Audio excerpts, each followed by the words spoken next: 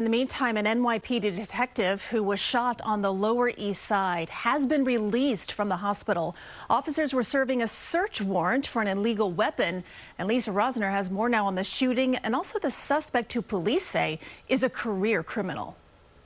A dramatic morning at 384 Madison Street at NYCHA's Vladeck houses. They explained to me you had to run because it's a guy with a gun is shooting and a cop is injured. Police say just after 5 a.m. the NYPD's emergency service unit gained entry into a 6th floor apartment because the NYPD received intelligence about illegal firearms.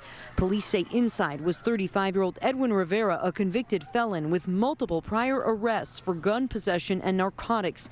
He's been on parole 4 times, and the NYPD says he fired several rounds at the officers, striking one's ballistic shield. At this point, the perpetrator barricaded himself in the apartment with a couch upright, blocking the doorway. She says then an NYPD hostage negotiation team was able to FaceTime with Rivera.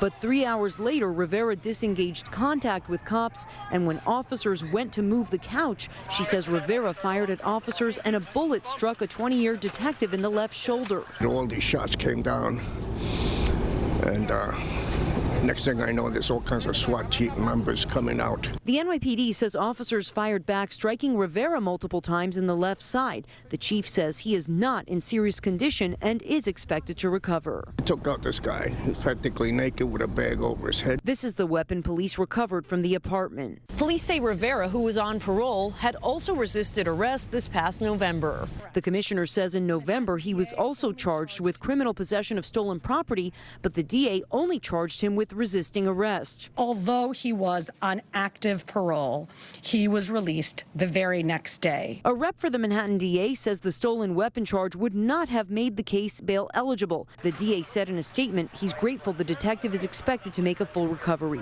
On the Lower East Side, Lisa Rozner, CBS News, New York. The suspect is still in the hospital, and right now charges are pending.